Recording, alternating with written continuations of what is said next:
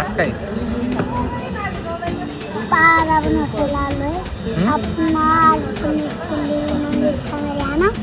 कशाला का आलोय आपण हॉटेलला रोज येतो पण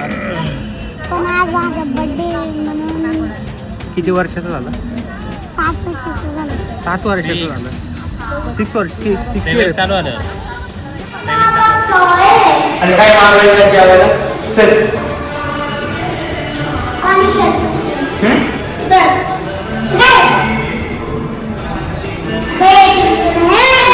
टिश्यू नाही संपले चल एवढं भारी हॉटेल नाही